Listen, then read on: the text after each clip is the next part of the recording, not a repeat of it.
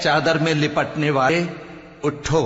اب خبردار کرنے لگو اور اپنے پروردگار کی بڑائی بیان کرو، اور اپنے کپڑے پاک رکھو اور شرک کی گندگی سے تو الگ ہی رہو، اور اس نیت سے احسان نہ کرو کہ اس سے زیادہ کے خواہاں ہو، اور اپنے پروردگار کی خاطر صبر کرتے رہو، پھر جب سور پھونکا جائے گا تو وہ دن مشکل کا دن ہوگا، یعنی کافروں پر آسان نہ ہوگا۔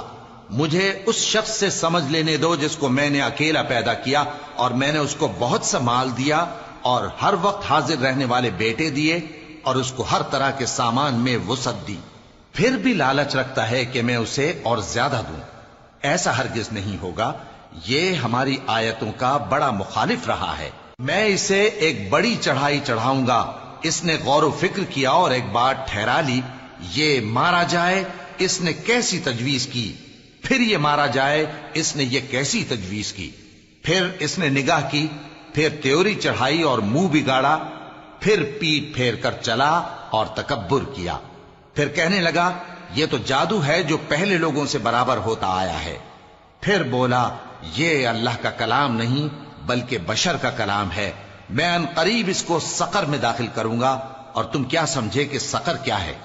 وہ ایسی آگ ہے کہ نہ باقی رکھے گی اور نہ چھوڑے گی، اور بدن کو جھلس کر سیاہ کر دے گی۔ اس پر 19 داروغہ ہیں، اور ہم نے دوزخ کے داروغہ فرشتے ہی بنائے ہیں، اور ان کا شمار کافروں کی آزمائش کے لیے مقرر کیا ہے،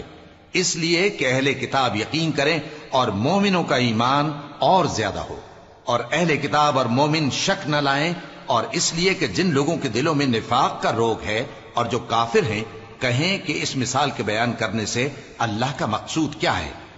اسی طرح اللہ جس کو چاہتا ہے گمراہ رہنے دیتا ہے اور جس کو چاہتا ہے ہدایت دیتا ہے، اور تمہارے پروردگار کے لشکروں کو اس کے سوا کوئی نہیں جانتا، اور یہ قرآن تو بنی آدم کے لیے نصیحت ہے۔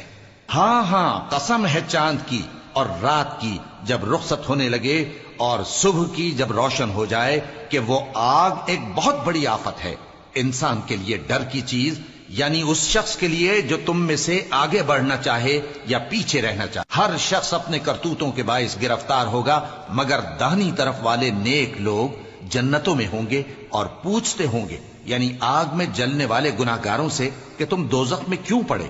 وہ جواب دیں گے کہ ہم نمازیوں میں شامل نہ ہوئے، اور نہ ہم فقیروں کو کھانا کھلاتے تھے، اور ہم بحث کرنے والوں کے ساتھ مل کر بحث کرتے تھے، اور روز جزا کو جھٹلاتے تھے، یہاں تک کہ ہمیں موت آ گئی۔ تو سفارش کرنے والوں کی سفارش ان کے حق میں کچھ فائدہ نہ دے گی۔ ان کو کیا ہوا ہے کہ نصیحت سے روگرداں ہو رہے ہیں؟ گویا گدھے ہیں کہ بدک جاتے ہیں جو شیر سے ڈر کر بھاگ جاتے ہیں۔ اصل یہ ہے کہ ان میں سے ہر شخص یہ چاہتا ہے کہ اس کے پاس کھلی ہوئی کتاب آئے، ایسا ہرگز نہیں ہوگا۔ حقیقت یہ ہے کہ ان کو آخرت کا خوف ہی نہیں۔ کچھ شک نہیں کہ یہ قرآن نصیحت ہے، تو جو چاہے اسے یاد رکھے، اور یاد بھی تبھی رکھیں گے جب اللہ چاہے۔ وہی اس لائق ہے کہ اس سے ڈرا جائے، اور وہی معاف کرنے والا ہے۔